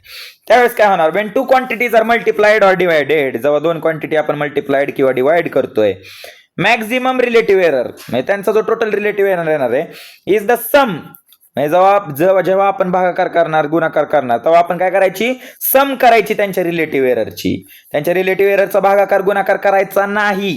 काय करायचंय, सम करायचंय. म्हणजे देताना तुम्हाला ते भागाकार गुणाकार देतील, पण तुम्ही जेव्हा ते काढताल तेव्हा तुम्हाला गुणाकार भागाकार करायचा नाही. म्हणजे सपोज त्यांनी तुम्हाला दिलंय Z is equal to A dot B. Dot म्हणजेच ए इंटू बी असते. हे दोनाचा अर्थ सेमच आहे. आता डॉटची सवय लावा, लहान पोरासारखं क्रॉस क्रॉस नका खेळत बसू.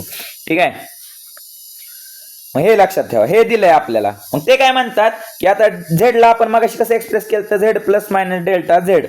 ए ला कसं एक्सप्रेस केलं तर Z plus minus delta, sorry Z नाही ए, मगाचं आठवतंय ऍब्सोल्यूट एररच्या फॉर्म मध्ये. बी ला कसं एक्सप्रेस करतोय. ओके, मग इथं काय करायचं, आता ते म्हणतात की जेव्हा आपण मल्टिप्लाय किंवा डिवाइड करतोय मॅक्झिमम रिलेटिव्ह एरर म्हणजे डेल्टा झेड ची व्हॅल्यू जी असणार आहे ती काय राहणार आहे, result is sum of relative error of each quantity. म्हणजे इथली प्रत्येक जी क्वांटिटी आहे ए आणि बी ह्यांची काय करायची, रिलेटिव्ह एरर्सचे त्यांच्या सम करायची. काय करायची, सम करायची. ह्यातच सगळे सम म्हणजे आता गुणाकार न करता ह्यांचं काय करणार तुम्ही, ऍडिशन. झेडला काय लिहिणार तुम्ही मित्रांनो सांगा, झेड ला Z plus delta Z. Left side कळली.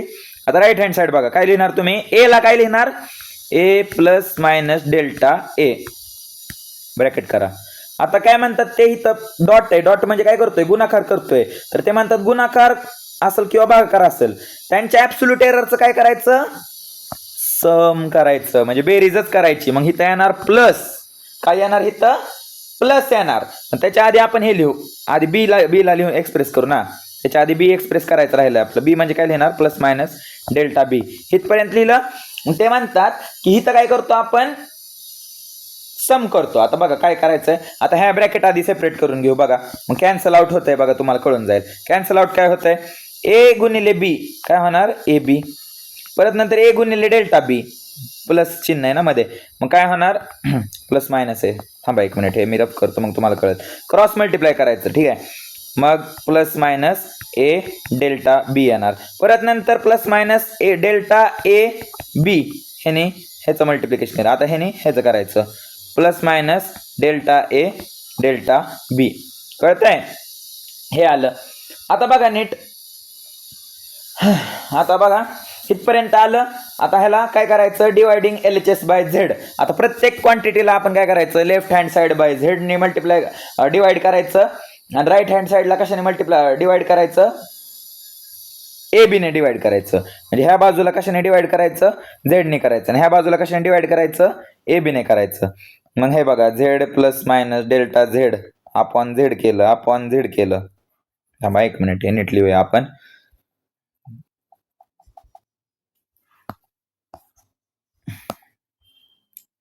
Z divided by Z, left hand साइडला झेड ने डिवाइड केलंय, plus minus delta Z divided by Z केलं.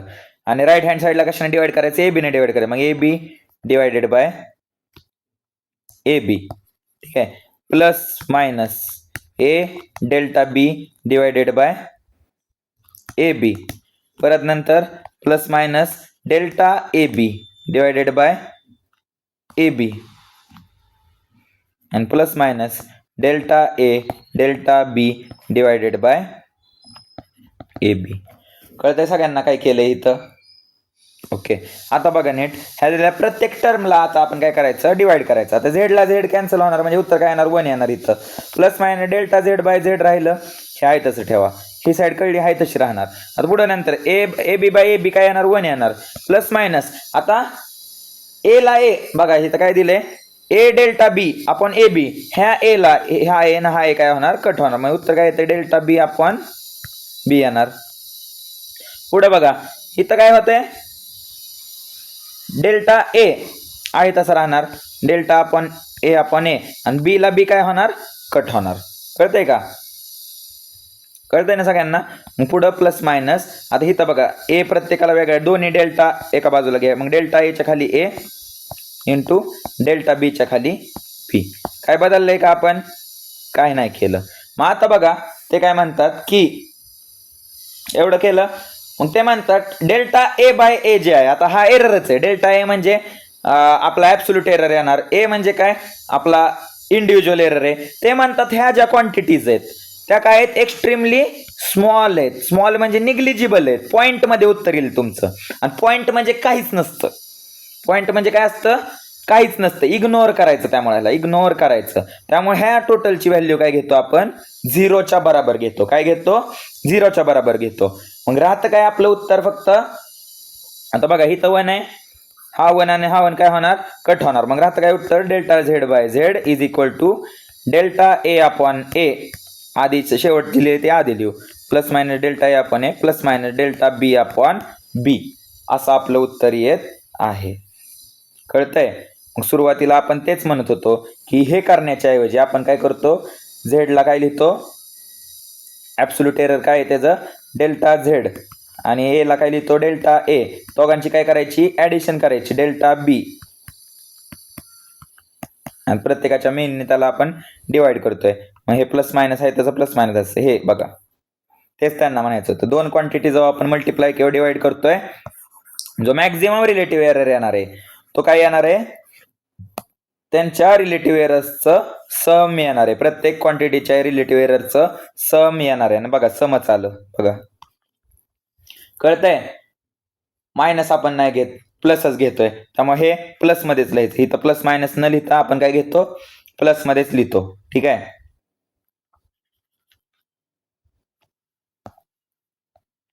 इथं काय लिहायचं आता, प्लस मध्येच लिहायचं, असं त्यांनी म्हणलेलं आहे सरळ सरळ.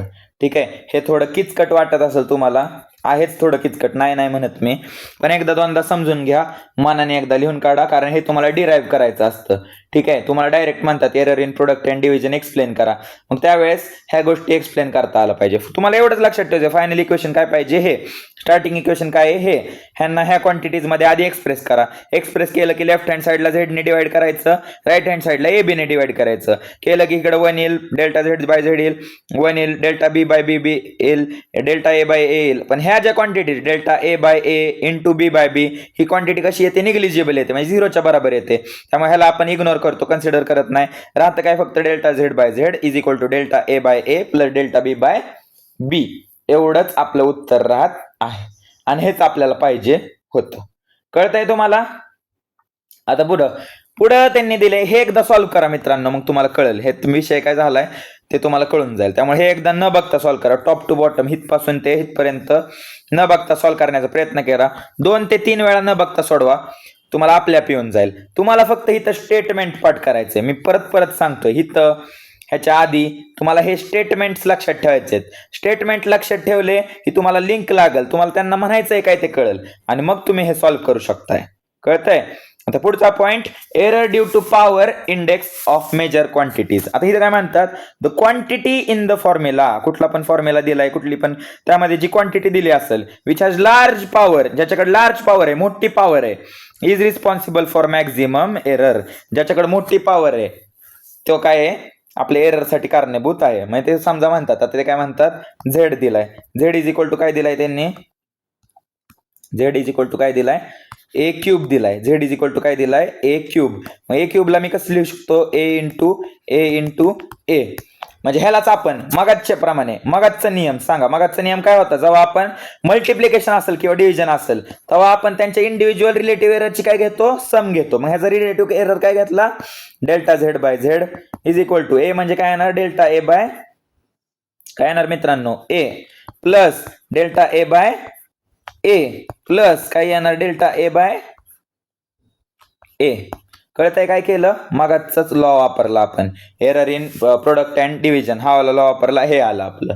आता ते काय म्हणतात की ए आपण Z is equal to A to the power 3 होती, त्यामुळे आपण ए किती वेळा लिहिला आहे, 3दा लिहिला. म्हणजेच आपल्याला कसं लिहिता येईल, हे ह्यालाच आपण कसं लिहिता येईल, समजा झेड ची power A raise to N आहे, तर आपण काय लिहिणार, डेल्टा झेड अपॉन झेड. म्हणजे ह्यालाच मी कसं लिहू शकतो, थांबा एक मिनिट, तुम्हाला कळेल. ह्यालाच मी कसं लिहू शकतो, delta Z upon Z is equal to, आता डेल्टा ए अपॉन ए मी कॉमन काढला तर ब्रॅकेटमध्ये काय राहणार, 1 + 1 + 1 राहणार, बरोबर आहे. मग ह्यालाच काय होणार, 3 इंटू डेल्टा ए बाय ए होणार. म्हणजे आलं काय, 3 काय आहे, आपली पॉवर आहे ना मित्रांनो, 3 म्हणजे आपली पॉवर आहे ना. मग मी असं लिहू शकतो का, कुठल्या पण पॉवर साठी n पॉवर असेल तर मी असं लिहू शकतो का, delta Z upon Z is equal to n delta A upon A. कळलं का आता त्यांचं म्हणणं काय, तुम्हाला कळतंय का? ओके, आता कळलं असेल. त्यांनी पुस्तकात बघा डायरेक्ट दिलंय, मी तुम्हाला हे एक्सपांड करून दाखवलं की हे असं प्रकारे होऊ शकतं. ठीक आहे, हे 3दा आहे, हे डेल्टा ए बाय कॉमन काढा, ब्रॅकेटमध्ये काय होतं, 1 + 1 + 1 म्हणजे 3. 3 म्हणजेच काय आहे, आपली पॉवर आहे. बघा 3 म्हणजेच काय आहे, आपली पॉवर आहे. मग कुठल्या पण पॉवर n साठी आपण काय लिहिणार delta Z by Z is equal to n into delta A by A. कळतंय? मग ते म्हणतात की हे तर बेसिक कळलं आपल्याला, पण जर एखादी क्वांटिटी अशी असेल, समजा एखादा आपल्याला फॉर्म्युला असा दिला की त्यामध्ये असं टर्म असेल, समजा Z is equal to A raise to power P B raise to power Q upon C raise to power R. मग तेव्हा काय करायचं? मग नियम तोच, डेल्टा झेड ला काय लिहिणार डेल्टा झेड अपॉन झेड ला काय लिहिणार डेल्टा झेड अपॉन झेड. आता बेरीज, आता ही तर काय मल्टिप्लिकेशन आणि डिव्हिजन. नियम काय सांगतो? मल्टिप्लिकेशन असो नाही तर डिव्हिजन असो, सगळ्यांची काय करायची? सम करायची. रिलेटिव्ह एररची काय करायची? सम करायची. तेच वाक्य परत परत येतंय बघा. मग काय करणार इथं? सगळ्यांची सम करा. पण सम करायच्या आधी जी पॉवर आपण घेतोय, पॉवर काय करायची? त्याला मल्टिप्लाय करायची. बघा n पुढे घेतला का नाही? मगाशी काय होता? ए टू द पॉवर n होता, मग त्यालाच कसं लिहितं? n इंटू डेल्टा ए. मग p हे a ची पॉवर काय आहे बघा इथं, हे आपण परत लिहूया, थांबा जरा. a ची पॉवर काय होती? p. b ची पॉवर काय होती? q अपॉन खाली काय होतं? c ची पॉवर r. मग आता पॉवर पुढे लिहायची delta A by A plus q पुढे लिहा, q b ची पॉवर आहे delta b by b. Multiplication असू डिव्हिजन असू पॉवरची म्हणजे ह्या सगळ्यांची काय करायची? ऍडिशन करायची. हा आपला नियम आहे, मगाशी शिकलोय आपण. R delta C upon C. कळलं काय झालं ते? कळलं का? एवढंच आहे मग आपलं. ह्यांनाच हा आहे आपला तिसरा लॉ, तिसरा error. Errors due to power index of measure quantity. Power index मधला एरर काढायसाठी हा फॉर्म्युला आहे. आता पुढं तुम्हाला गणित दिलेत काय काय, ते पर्सनली तुम्ही सोडून घेताल. ठीक आहे. मास आणि डेन्सिटीचं बघा तुमच्या समोर मी तोंडी सांगतो हवं तर. पेज नंबर 11 वर दिलंय बघा. 1.6 example. Density is equal to mass upon volume दिले. Density is equal to mass upon volume माहितीये. व्हॉल्यूम काढायचंय, मास आणि डेन्सिटी दिले. m बाय p आहे. मग नियम काय सांगतो? डिव्हिजन असू नाही तर मल्टिप्लिकेशन असू, रिलेटिव्ह एररचं काय करायचं? ऍडिशन करायचं. मग m ला काय लिहिणार? Delta m upon m. p ला काय लिहिणार तुम्ही? Delta p upon p. आता एरर काय आहे त्यातला? एरर काय दिलाय बघा?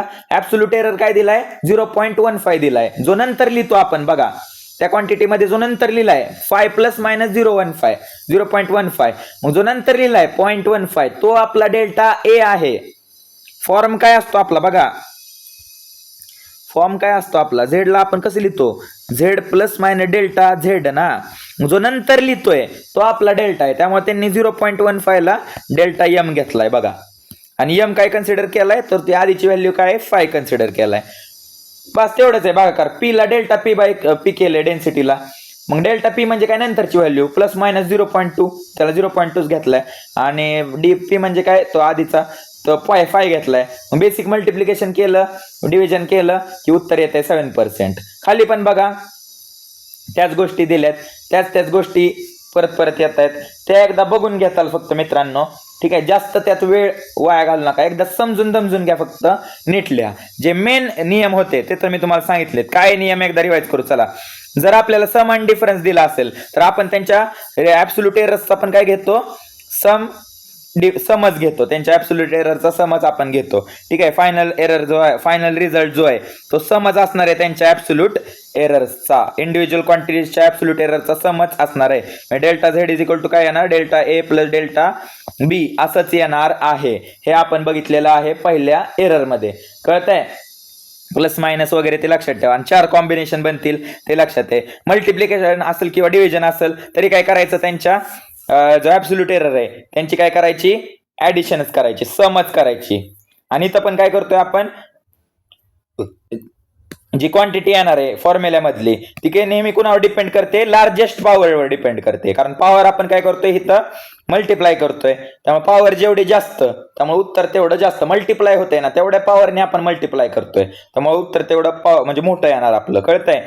हे एवढ्या गोष्टी आहेत. एकदा नीट बघा कसं काढल्या, काय काढल्या, मी सगळं डिटेल मध्ये सांगितलंय मित्रांनो. कळतंय? आणि लास्ट एक स्लाइड राहिली आहे तेवढी उरकू.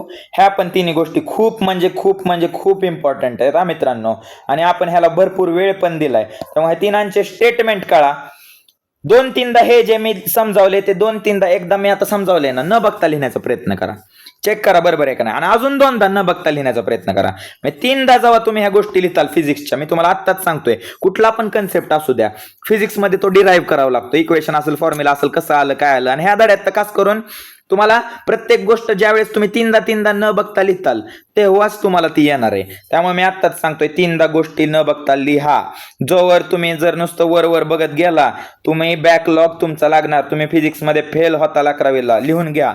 त्यामुळे सिरियसली घ्या थोडं, ठीक आहे ना. मी माझा 1 तास नुसत्या 3 गोष्टी समजवायला दिलाय. का दिलाय? कारण त्या गोष्टी खूप इम्पॉर्टंट आहेत आणि त्यानंतर सुद्धा कामाला येणार आहेत. ओके, आता rule for determining significant figure. मगाशी मी तुम्हाला जे सिम्प्लिफिकेशन जे वगैरे त्या गोष्टी सांगत होतो, त्या गोष्टींचा ह्याचा संदर्भ थोडा लागतोय. बघा ते काय म्हणतात, all non zero digits are significant. ठीक आहे, म्हणजे कुठला पण नंबर घ्या. समजा त्यांनी पुस्तकात एक नंबर घेतलाय 1.784 किंवा 178.43. आता ह्यात कुठलाच डिजिट काय झिरो नाहीये, म्हणजे सगळे डिजिट काय नॉन झिरो आहेत, प्रत्येकाला एक व्हॅल्यू आहे. मग हे सगळे डिजिट काय सिग्निफिकंट. मग इथं सिग्निफिकंट नंबर किती आहेत? 1 2 3 4 5. सिग्निफिकंट नंबर किती आहेत? 5 सिग्निफिकंट नंबर आहेत. मग जेव्हा नंबर आपले डिजिट्स मध्ये नंबर आपला नॉन झिरो डिजिट्सने बनला असेल, मग त्यातले सगळे डिजिट्स काय असतात? सिग्निफिकंट असतात. पहिलं कळलं तुम्हाला. मग ह्यात सिग्निफिकंट नंबर किती आहेत? 1 7 8 4 3, म्हणजे टोटल 5 सिग्निफिकंट फिगर आहेत. कळतंय सगळ्यांना? आता पुढे म्हणतात all the zero between 2 non zero digits. म्हणजे जर मी नंबर लिहिला 909, तर ह्या झिरोला काही महत्व नाहीये का मित्रांनो? आहे ना. झिरो नसेल तर हा नंबर काय होणार? 909 नाही होणार, 99च होईल. तसं असतं का कधी? नाही. त्यामुळे 2 नॉन झिरो डिजिटच्या मध्ये, नॉन झिरो म्हणजे ज्यांना व्हॅल्यू आहे, जे झिरो नाहीयेत, जे नंबर झिरो नाहीयेत, त्यांच्यामध्ये जर झिरो आला तर तो झिरो पण काय बनतो? आपला सिग्निफिकंट बनतो. म्हणजे इथं किती सिग्निफिकंट फिगर आहेत? 3 सिग्निफिकंट फिगर आहेत. 909 हे 3 सिग्निफिकंट फिगर आहेत. म्हणजे तिघांना व्हॅल्यू आहे. झिरो म्हणजे व्हॅल्यू नसती असं नाही, झिरोला पण व्हॅल्यू आहे, पण कधी? जर तो 2 नॉन झिरोच्या मध्ये आला तर. कळतंय सगळ्यांना? ओके, मग कुठला पण नंबर घ्या. समजा मी लिहिला नंबर 1002 लिहिला, तर बघा 2 झिरो कुणाच्या मध्ये आहेत? 2 नॉन झिरोच्या मध्ये आहेत. 1 हा नॉन झिरो आहे, 2 नॉन झिरो आहे, म्हणजे झिरो नाही आहेत, दोघांच्या मध्ये आहेत. त्यामुळे ही तर टोटल सिग्निफिकंट फिगर किती? 4. 2 0 0 आणि 1 हे 4 असे सिग्निफिकंट फिगर आहेत. पुढे नंतर बघा तिसरं ते काय म्हणतात, if the number is less than 1. जर नंबर 1 पेक्षा छोटा असेल, म्हणजे पॉइंट मध्ये असेल, पॉइंट वगैरे 0.1 वगैरे असेल, then zeros on the right of decimal point. Decimal पॉइंटच्या राईट वाले जे झिरो असतात, and to the left of first non zero digit are not significant. म्हणजे पॉइंट नंतरचा जो पहिला लेफ्ट वाला झिरो आहे आणि राईट वाले जे झिरो असतात सिग्निफिकंट फिगर, डेसिमल पॉइंट नंतर सिग्निफिकंट फिगर असतो, जे राईट वाले झिरो आहेत ते काय राहतात? नॉन सिग्निफिकंट राहतात. मग त्यांनी एक नंबर दिलाय का बुकमध्ये तुमच्या 0.00 काय दिलाय? 1405 असा दिलाय. मग ते काय म्हणतात? पॉइंट नंतर लेफ्ट वाला, बघा स्टेटमेंट वाचतो मी, zeros on the right of decimal point. Right म्हणजे ही साइड असते, राईटला जेवढे झिरो आहेत, and to the left of first non-zero digit. Left of first non zero digit, non zero डिजिटच्या लेफ्ट साइडला जो झिरो आहे, आर नॉट सिग्निफिकंट. करते the zeros on the right of decimal point and to the left of first non zero digit are not significant. म्हणजे ह्या झिरोजला value नाही आहे. म्हणजे इथं टोटल सिग्निफिकंट फिगर झाली किती? 4च. म्हणजे 1 4 0 5, 4 एवढे सिग्निफिकंट फिगर आहेत. 1 2 3 4 सिग्निफिकंट फिगर आहे असे म्हणतात. इथं फक्त एवढ्याला जेवढ्याला तेवढंच लक्षात ठेवा मित्रांनो. कळतंय? हे थोडं समजणं थोडं किचकट जातं, त्यामुळे हे लक्षात ठेवायला हे तर सोपं आहे, पण इथं थोडं बऱ्याच विद्यार्थ्यांना प्रॉब्लेम येऊ शकतो. त्यामुळे जे एक्झाम्पल त्यांनी दिलंय ते डोक्यात ठेवा आणि पुढे निघा. ठीक आहे, ह्याच्यावर तुम्हाला प्रश्न विचारले जाणार नाहीयेत. तुम्हाला प्रश्न इथं पुढे दिलाय, पुढे विचारला जाईल. मी सांगतो काय प्रश्न असतात, कसे राहतात ते तुम्हाला कळतील म्हणजे. ठीक आहे, चौथं बघा, the zeros on right hand side of last non zero number. Non zero नंबरच्या लास्ट म्हणजे राईट हँड साइडला उजव्या बाजूला जे झिरो असतात ते काय असतात? सिग्निफिकंट असतात. काय असतात ते? सिग्निफिकंट असतात. कळतंय?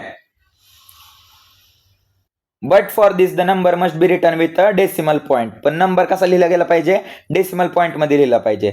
जसं की त्यांनी काय लिहिलंय, एक नंबर दिलाय 1.500 आणि एक नंबर दिलाय 0.01500.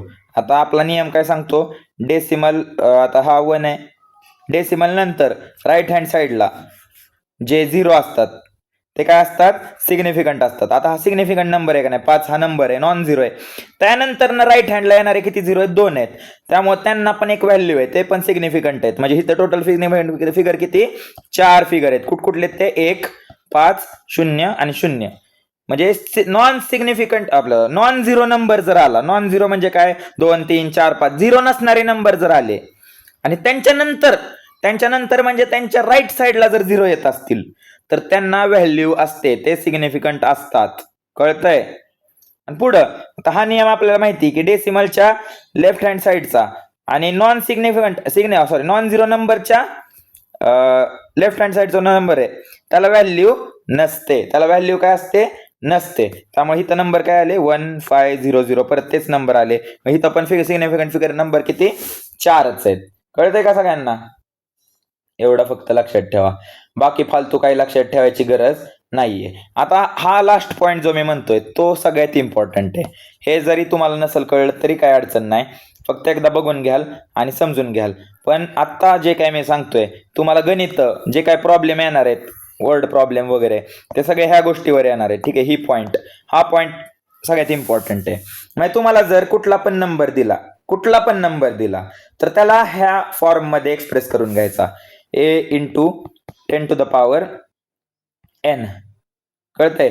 आणि a ची व्हॅल्यू काय पाहिजे, 0.5 ते 5च्या मध्ये पाहिजे. म्हणजे ते 0.5 असू शकते, इज इक्वल टू बघा 0.5 ग्रेटर दॅन इक्वल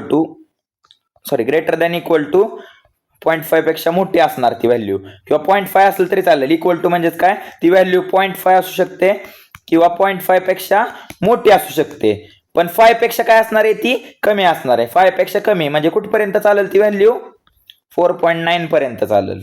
4.9 वगैरे पॉईंट किती असलं तरी चालेल.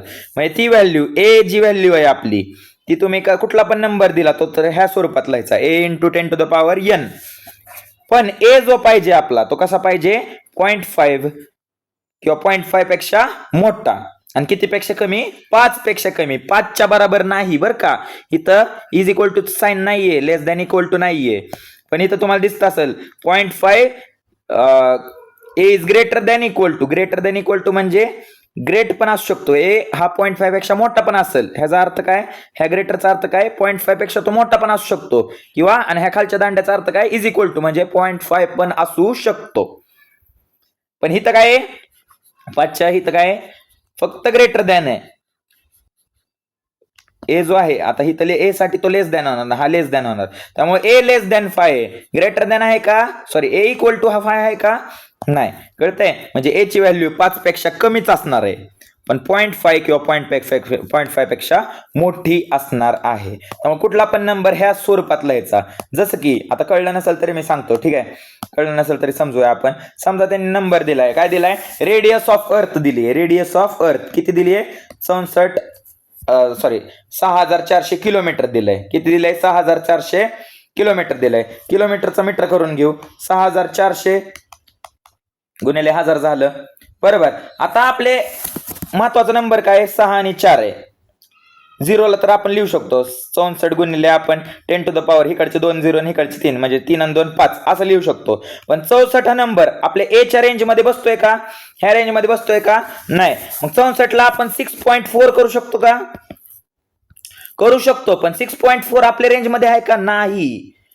मग आपण नंबर काय करू शकतो, इथं शिफ्ट करू शकतो. ठीक आहे, 6.4 जर मी लिहिला तर इथं काय लिहिणार मी, एक पॉवर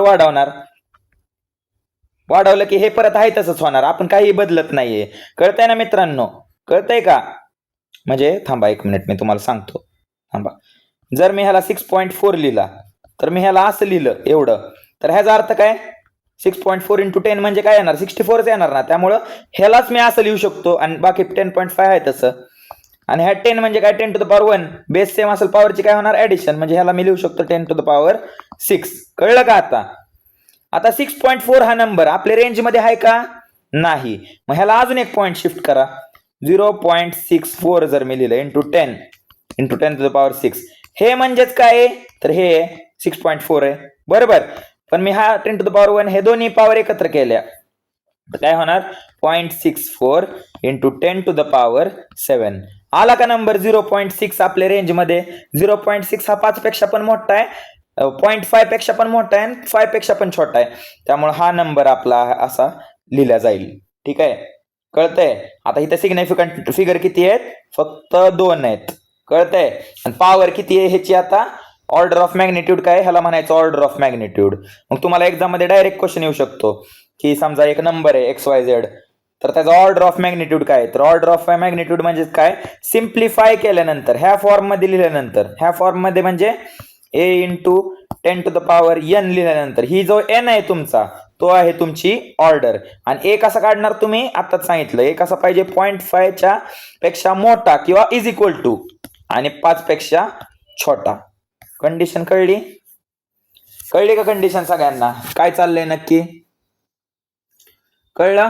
जसं की आता ते म्हणतात charge, order of magnitude of charge. Charge काय, चार्जची व्हॅल्यू काय असते 1.6 इंटू 10⁻ काय दिले -19 कुलम दिली आहे.